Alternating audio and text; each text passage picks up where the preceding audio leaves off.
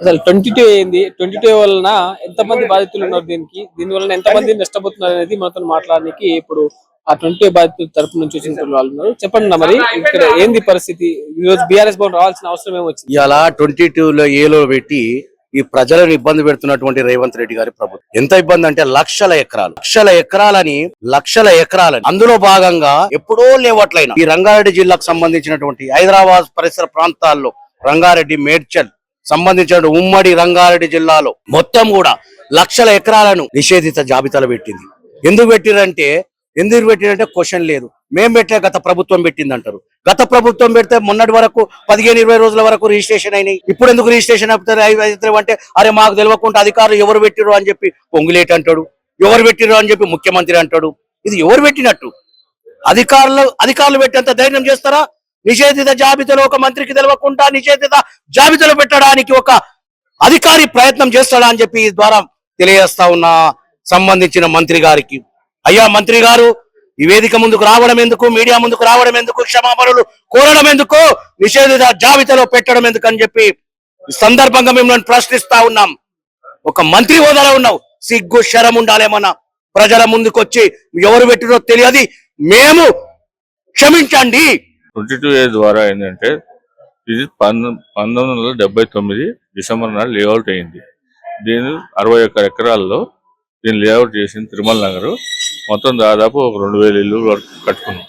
ఇది సడన్ గా రాత్రి ఇది 22A నిషేధిత ప్రాంతంలో పెట్టేసరికి మొత్తం రిజిస్ట్రేషన్ అవ్వట్లేదు, రిజిస్ట్రేషన్ కొనుక్కున్న వాళ్ళు అవ్వట్లేదు, అమ్ముకోవడానికి లేదు, బ్యాంక్ లోన్స్ రావు. ఇదివరకు తీసుకున్న వాళ్ళందరూ ఇప్పుడు ఈఎంఐలు కడుతున్నారు. దానివల్ల అమ్ముకోవడానికి ఉండదు. ఇప్పుడు పెళ్లిళ్ళు ఉన్నాయి, పిల్లలకి సీనియర్ సిటిజన్స్ ఉన్నాయి, పిల్లలకు ఉన్నారు, వాళ్ళు ఏదో అవసరం కొద్ది ఒకసారి అమ్ముకుంటారు, ఒకసారి మనకు కావాలన్నారు. దీనివల్ల చాలా ఇబ్బంది అవుతుంది. ఇప్పుడు ఆ ప్లాట్ కొనుక్కున్న వాళ్ళు కూడా కట్టుకోవడానికి కూడా చాలా ఇబ్బంది అవుతుంది. ఇప్పుడు లేదు, పర్మిషన్ లేదు, ఛాన్స్ లేదు, అమ్ముకోవడానికి ఛాన్స్ లేదు, కొనేవాడే కొనుక్కున్నాడు, మొత్తం బ్లాక్ లిస్ట్ లో పడిపోయింది. కాబట్టి దీని ఏంటంటే ఆ 1979లో లేఅవుట్ అయింది కాబట్టి అప్పటికి ఆ గ్రామ పంచాయతీ నుంచి పర్మిషన్ దానికి రిజర్వ్ చేసి దానికి పట్టా భూములు చేసి లేఅవుట్ చేసి అమ్మారు మాకు. మేము మా మెంబర్స్ అందరూ కొనుక్కున్నాం, చాలా మంది కొనుక్కున్న తర్వాత ఇప్పుడు నిషేధిత పెట్టేసరికి మాకు ఇబ్బంది అవుతుంది. ఇది ఇంకా కాలనీలో పూర్తిగా చాలా మందికి కొంతమందికి తెలియదు.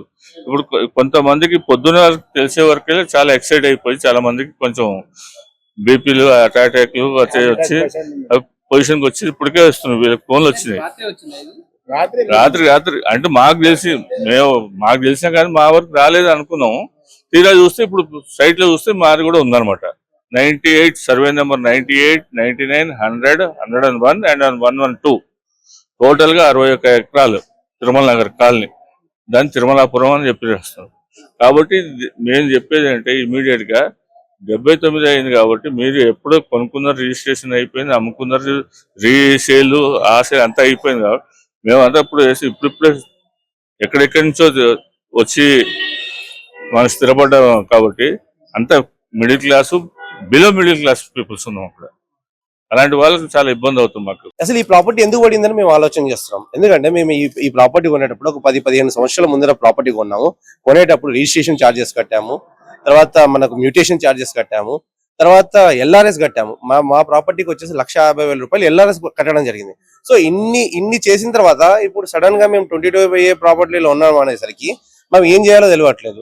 సో ఈ విషయాన్ని హరీష్ రావు గారి దృష్టికి తీసుకురామని కాలనీ అసోసియేషన్ కోరడం జరిగితే మా కాలనీ తరఫున ఒక 200 కుటుంబాలు యొక్క బాధ్యత మాది, జనరల్ సెక్రటరీ, ట్రెజరర్ గా నేను తీసుకొని వారి తరఫున రిప్రజెంటేషన్ ఇస్తూ, సో ఈ 22A జాబితా నుంచి ఖచ్చితంగా ఈ మా కాలనీని ఉండకూడదు అని చెప్పేసి ఒక 200 కుటుంబాల సంక్షేమం కోసం మేము ఇయ్యదలుచుకోలేదు. మేము ప్రాణాలు పోయినా పర్వాలేదు. 1987, 81లో 78 లోపల ఇందిరాగాంధీ పాలన ఎమర్జెన్సీ ఎట్లా వచ్చిందో అంతకన్నా డబల్ వస్తుంది ప్రజా పోరాటంలో. ఎందుకంటే నువ్వు రాత్రికి రాత్రి జీవో తెచ్చి మేము ఇంట్లో వండుకుంటే మాకు తెలియదు, మీ ప్రాంతం మొత్తం నిషేధితం ఉందామంటే మేము ఎక్కడికోవాలి? ఒక సామాన్య మనిషి ఎక్కడికోవాలి? కామన్ మ్యాన్ ఎవరి దగ్గరకు పోతాడు? ఎవరైతే అష్యూరెన్స్ ఇస్తాడో, ఎవడైతే మనకు సాయం చేస్తాడో వాని దగ్గరికి వెళ్తాం కదా. ఈ రోజు ప్రభుత్వం చుట్టూ తిరిగి ప్రభుత్వ ఆఫీసులకు వెళ్తే కలెక్టర్ నుంచి ఎంఆర్ఓ నుంచి ఆర్డీఓ వీళ్ళందరూ ఏమంటున్నారంటే ఇది గవర్నమెంట్ చేసిన రూల్. గవర్నమెంట్ ఎవరు? ప్రజాపాలన అంటారు. ప్రజాపాలన ఏడ ఉంది? మీరు ప్రజలను ముంచేదందుకు చూసిండ్రు. ఇది సేమ్ సీఎం రేవంత్ గారి కనుసన్నలనే నడుస్తుంది. ఇది మొత్తం టోటల్ ఎపిసోడ్ మొత్తం ఏడైతే గవర్నమెంట్ మా పక్కన మా కాలనీ పక్క పొంటి మొత్తం గవర్నమెంట్ ల్యాండ్ ఉంది, అసైన్ ల్యాండ్ ఉంది, అది వేరే జీవో, దీన్ని అటాచ్ చేసి మొత్తం గవర్నమెంట్ ఇది అసైన్ కింద వచ్చిందని చెప్తున్నారు. ఒక్కవేళ ఇది తీసేయకపోతే గవర్నమెంట్ చేసింది కాబట్టి ఇది గవర్నమెంటే తీయాలి. ఏ ఒక్క టెనెంట్ పోయి అప్లికేషన్ మేమైతే ఇయ్యం.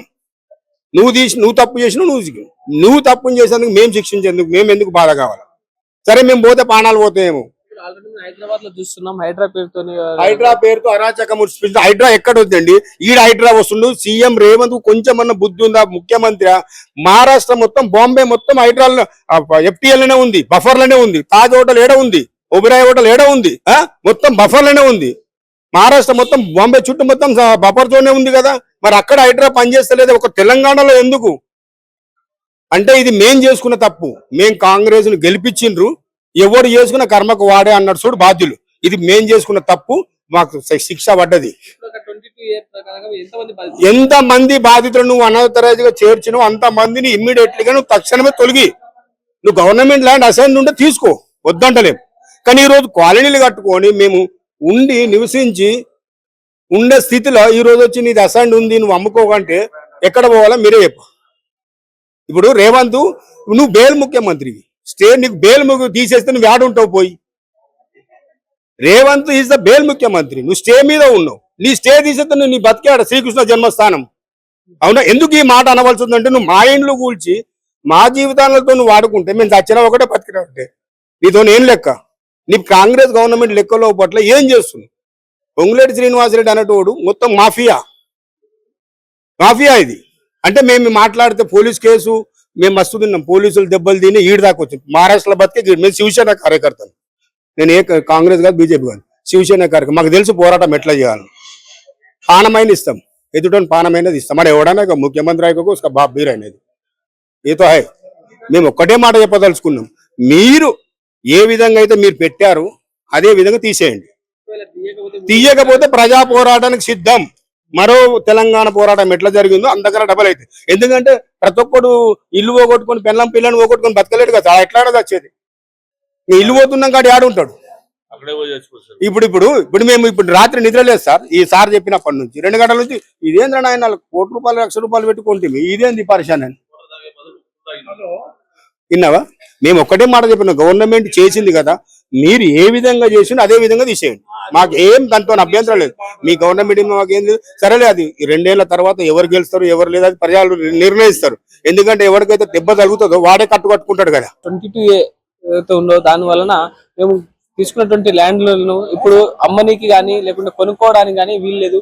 ఇక్కడ రిజిస్ట్రేషన్ కాదు, అమ్మినా కొన్నా కానీ ఇక్కడైతే రిజిస్ట్రేషన్ కాని పరిస్థితి అని చెప్పేసి ఇక్కడ 22A బాధితులు అయితే ఇక్కడ BRS భవన్కి వచ్చి ఇక్కడ హరీష్ రావుని ఇక్కడ వినతి పత్రం ఇచ్చి మాకు అండగా ఉండమని చెప్పేసి ఇక్కడ వాళ్ళు కోరడం అయితే జరిగింది. అయితే ఇక్కడ హరీష్ రావు కూడా అనుకున్నగా ఒకవేళ ప్రభుత్వం దీనికి స్పందించకపోతే భవిష్యత్తులో దీనిపైన పెద్ద ఎత్తున మేము పోరాటం చేయడానికి కూడా సిద్ధంగా ఉన్నామని చెప్పేసి 22A బాధితులు కూడా చెప్తున్నటువంటి పరిస్థితి. చూస్తుందండి వేద టీవీ, కెమెరా పర్సన్ మహేష్ తో నేను సీతారాం.